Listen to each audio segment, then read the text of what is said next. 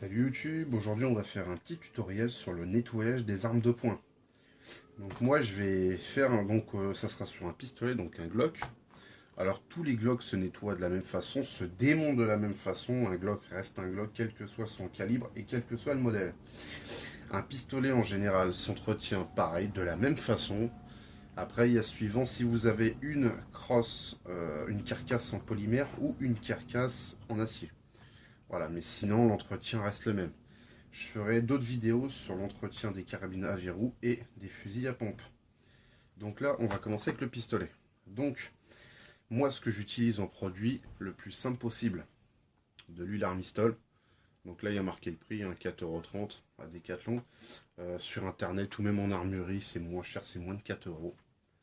Du WD-40, le produit pour moi miracle.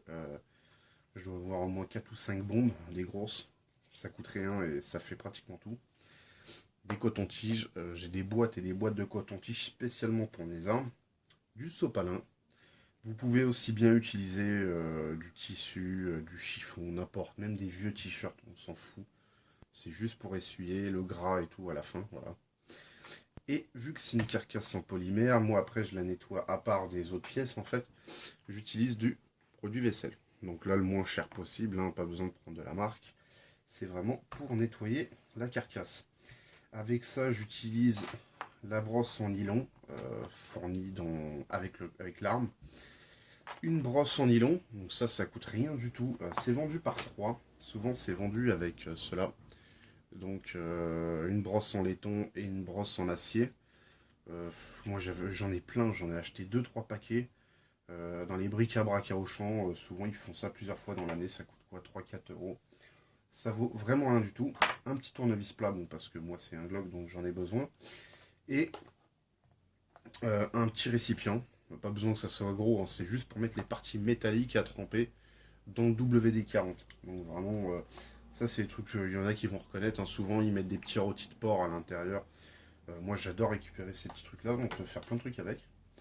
Donc voilà, donc on va déjà passer au démontage de l'arme. Donc on retire notre chargeur, bien sûr les contrôles de sécurité. Alors, vous inquiétez pas. Donc là, l'arme, forcément, elle est sale. Elle a tiré 100 cartouches hier. C'est pas énorme, hein, vous inquiétez pas. Mais de toute façon, même si vous en tirez une dizaine, elle sera sale quand même. Donc, notre chargeur, aucune cartouche, on percute. On va démonter notre culasse. Donc, j'avais déjà fait une vidéo sur le démontage d'un Glock et le remontage. Donc, on va passer tous les aspects techniques. Hein. Là, on va pas parler du Glock, ni de l'aspect technique. Là, on va juste parler nettoyage. Donc, comme j'ai dit, on va mettre toutes les parties métalliques à tremper. Donc ça sert vraiment à rien de foutre 20 ou 30 € tous les mois de produits d'entretien. Le minimum, ça coûte 4 €. Ça doit coûter 4 € aussi. Des cotons-tiges, bon moi je les paye pas. Le sopalin, et ça non plus je le paye pas, mais ça coûte rien du tout, sincèrement. Vous pouvez en acheter et franchement vous êtes vachement tranquille avec. Alors, hop, même ça on peut le mettre à tremper. Ouais, ça on n'a pas besoin. Hop.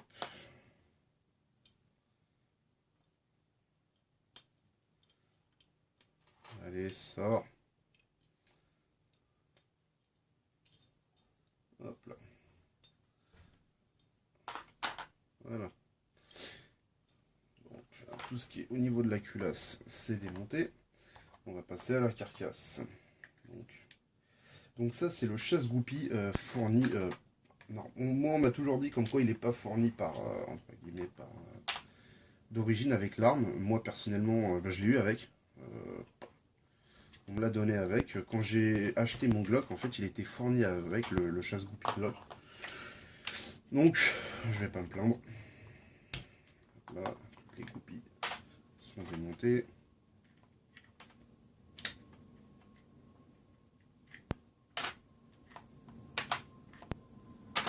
Voilà, donc là, il ne nous reste plus que la carcasse. Voilà, ça, à la rigueur, on va pas le faire tremper, on va le nettoyer manuellement. L'arme est démontée. On va faire tremper tout ce qui est pièces métalliques dans le WD-40 le temps d'aller s'occuper de la carcasse.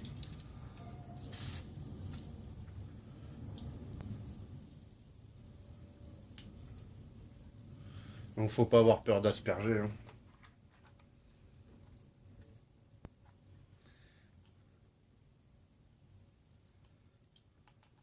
Voilà. On va passer... ouais, ça, on va le faire après. On va nettoyer le bloc détente et notre culasse.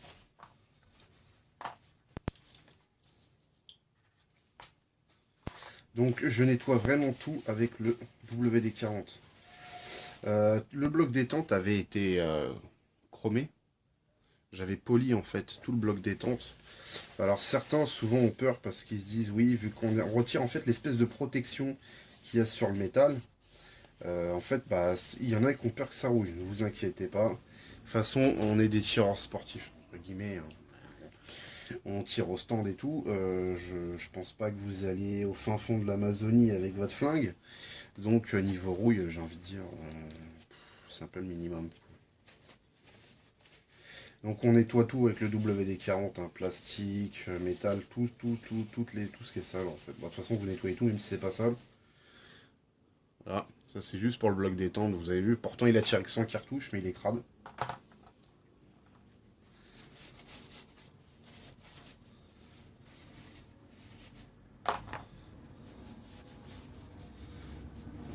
On passe un coup sur le percuteur. Là vous allez voir après le bac, une fois qu'on aura tout récupéré, vous allez voir que le WD-40 sera bien crado. Ça c'est bon. On va passer à la carcasse. Alors, on va faire attention.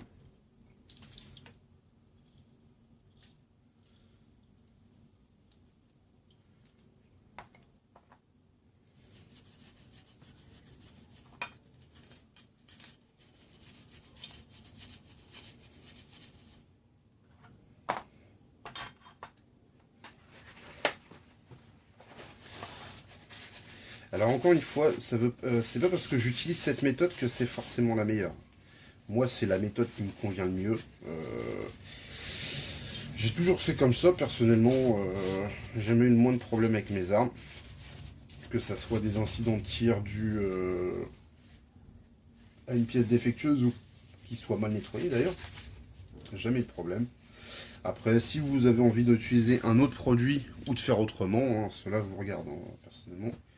J'irai pas juger votre travail. Chacun fait ce qu'il veut. De toute façon, c'est pas mon arme. Donc chacun fait ce qu'il veut de son arme et de son argent.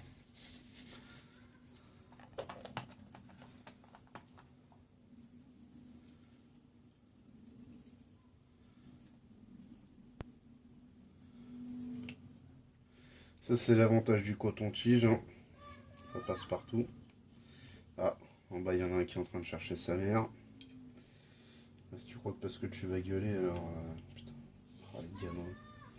Arrête de gueuler, trou du cul. Ah, c'est pas possible, les gosses qui gueulent comme ça. Ah ouais, aujourd'hui, il fait un temps pourri, donc normalement, vous allez pas entendre les avions. Par contre, les gosses, hein, de toute façon, qu'il pleut, qu'il neige ou qu'il y ait du soleil, de toute façon, vous allez les entendre brailler. Hop, ça c'est bon. Donc, quoi, on va mettre ça direct dans la benne. Voilà, donc là, nickel. L'extérieur de la culasse, ça je le nettoie, mais à la fin, quand l'arme sera complètement remontée. C'est plus pratique. Et après, on peut la mettre directement au coffre. Donc ça, on va laisser. Ça, on va laisser de toute façon.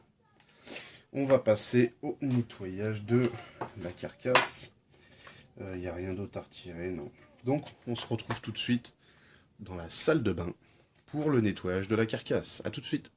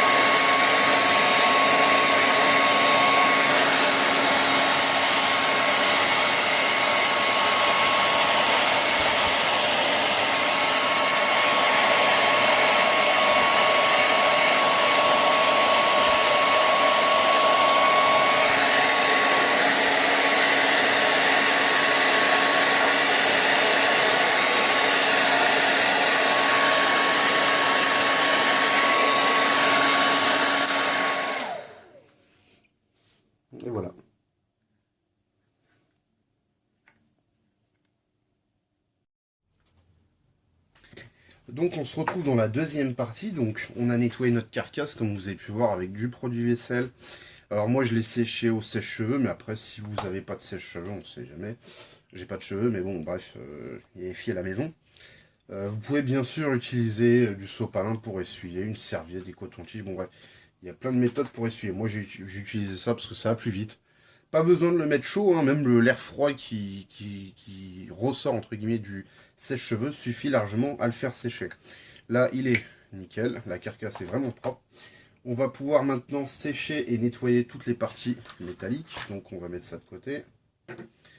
Donc là, maintenant vous allez utiliser, moi j'utilise que du sopalin.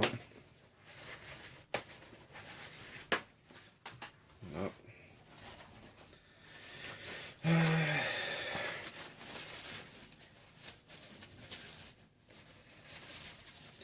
Donc après, il y en a qui sont des gros adeptes du WD-40 et d'autres non.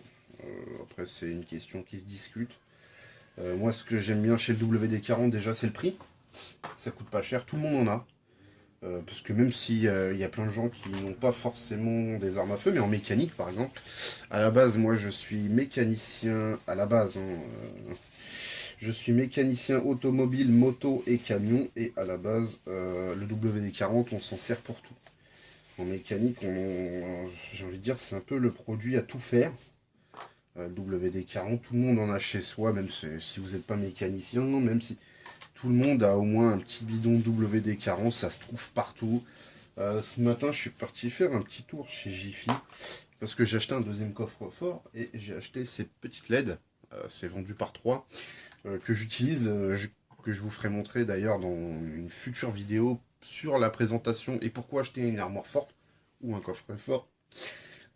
Et même chez Jiffy, vous trouvez du WD-40, donc j'ai envie de vous dire, on en trouve partout, en grande surface, à Auchan, Carrefour, Leclerc, ou dans les magasins style Noroto, Autobac en mécanique. On en trouve vraiment partout, tout le monde vend du WD-40. Voilà. Après, vous avez des bidons plus ou moins gros, mais tout le monde en vend. Donc on essuie toutes les petites goupilles. L'avantage, c'est que le WD-40 empêche la rouille de s'installer. Alors forcément là, oui, y a pas, comme j'ai dit tout à l'heure, hein, vous n'allez pas faire du tir en plein milieu de l'Amazonie avec un climat humide. Donc j'ai envie de dire pour la rouille, bon ça va quoi, parce que franchement, si vous me dites que vos pièces rouillent, je m'inquiéterais, je sais pas comment vous faites, ni quel type de munitions vous tirez. Pareil, j'utilise ce produit aussi pour le Mosin Nagant, donc j'utilise des amorces corrosifs, les munitions de surplus. J'ai aucun problème non plus. Alors j'ai déjà entendu des gens me dire oui, moi mon canon il y a de la rouille. Je sais pas comment vous faites personnellement. J'ai jamais eu ce problème. Alors, attention à pas perdre les petits ressorts, les conneries. Hop.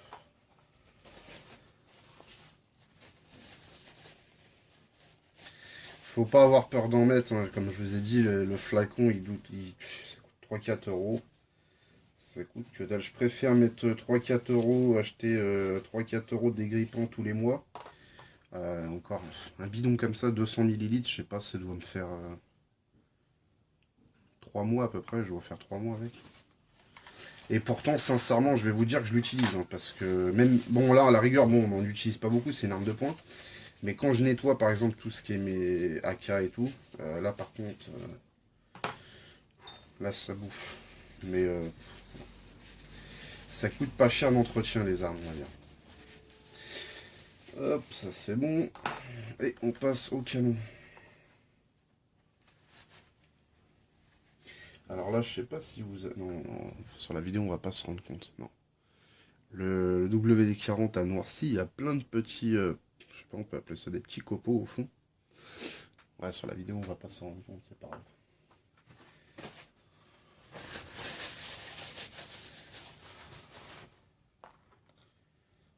Il y en a aussi à l'intérieur du canon, d'ailleurs, les petits copeaux.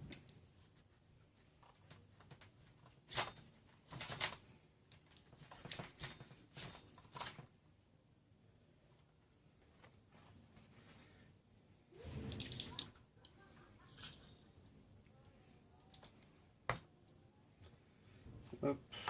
Alors encore une fois, chacun utilise la méthode qu'il souhaite. Je ne suis pas là pour dire que c'est la meilleure. Donc, il y en a qui utilisent des patchs. C'est vrai que c'est pas mal, je vais pas vous mentir, j'avoue que c'est une bonne idée. Personnellement, j'en ai pas. Je sais qu'il y en a qui utilisent des patchs, moi non. Moi j'utilise du sopalin pour pratiquement tout faire. Hop là.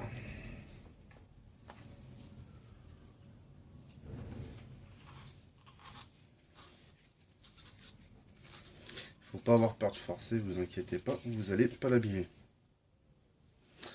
J'essaie de faire montrer. Voilà. Ouais. Je regarde où c'est qu'il se trouve. Donc là c'est vraiment nickel de chez nickel. Les rayures sont bien propres. Il n'y a aucun copeau qui reste à l'intérieur. C'est le plus important. Alors ça va être difficile de faire une mise au point dans un canon. Voilà, donc le canon est nickel.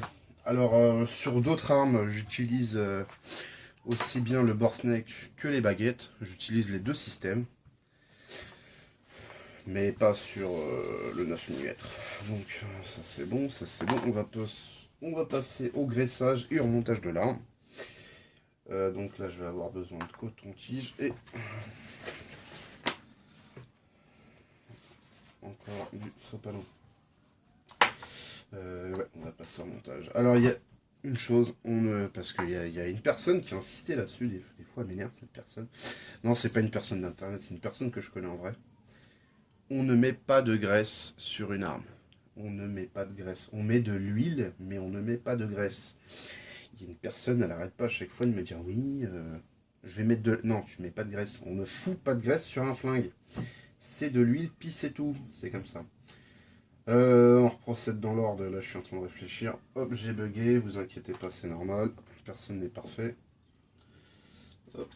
Donc là, on passe au remontage de l'arme.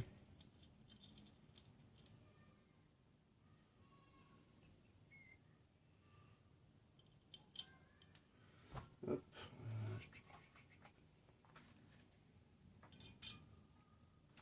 Donc là, tous ces endroits-là, on ne met pas d'huile dessus. Ça se passe sur le percuteur et tout, on évite. Hop, hop.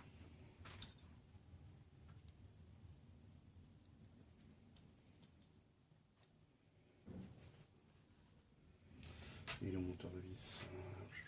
J'avais un peu oublié.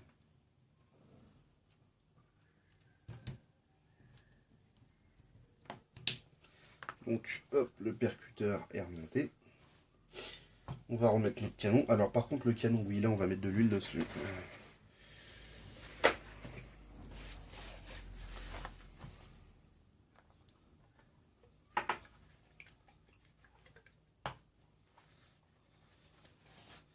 Alors, c'est juste histoire de faire briller. Laisser une fine pellicule d'huile. Voilà. C'est juste le faire briller. Un d'autre. On évite d'y foutre les doigts. Hop, ça c'est en place. On remet notre rosse récupérateur, sa coupelle qui se situe là.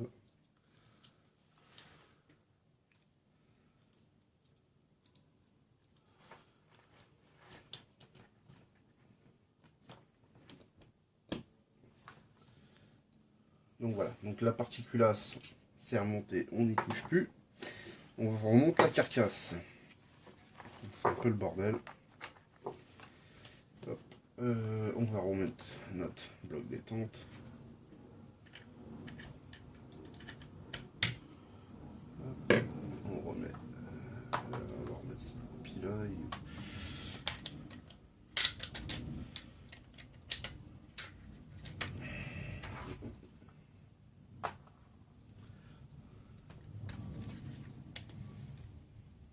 Hop, c'est bon. On passe. Voilà.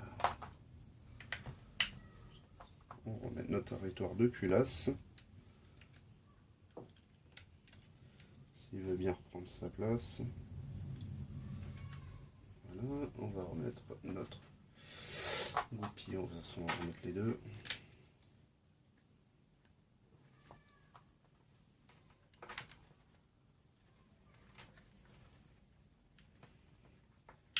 s'il veut bien rentrer. On vérifie bien que l'arrêtoir de culasse fonctionne. Là, il ne fonctionne pas. Donc, c'est mal mis. Moi, c'est bien, ça se voit direct. Ah, cette saloperie.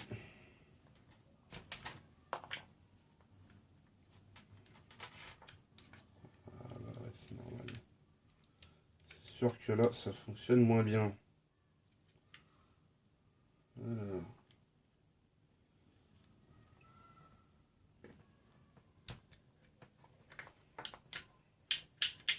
L'arrêtoir de culasse fonctionne bien, donc là, c'est bon. Contrôlez à chaque fois avant d'avoir fini, parce que si vous remontez l'arme et à la fin vous vous apercevez qu'il y a quelque chose qui ne va pas, il vaut mieux s'en apercevoir tout de suite. Donc là, la carcasse est prête à recevoir sa culasse. On va d'abord mettre de l'huile sur les parties en friction.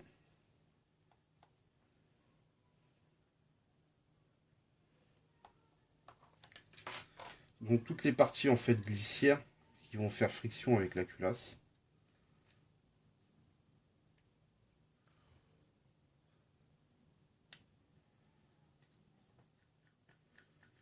Là, on ne vous demande pas, hein, c'est pas une friteuse. Juste de mettre juste ce qu'il faut.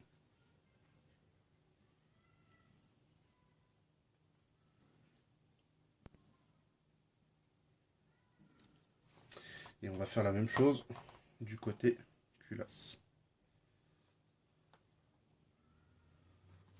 Hop. Donc là, on va en mettre tout le long.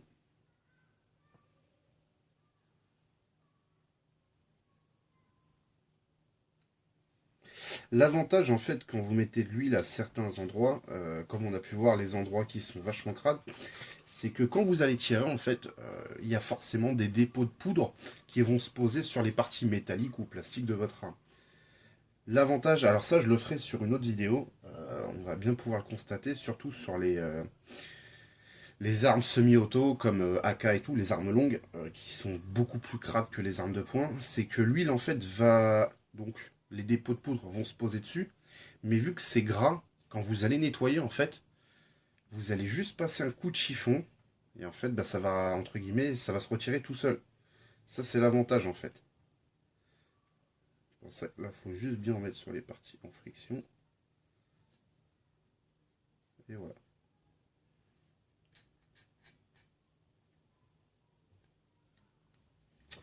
On peut remonter.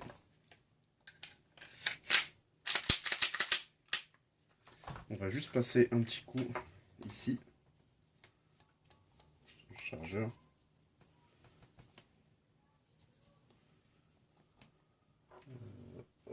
Poubelle.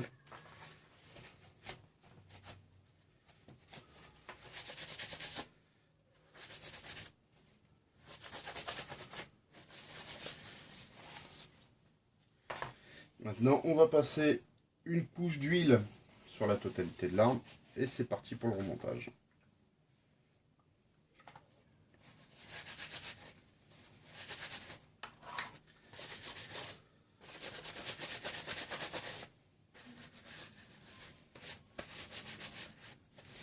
Là, comme ça, votre arme, vous pouvez la mettre au coffre et elle est prête pour le stockage.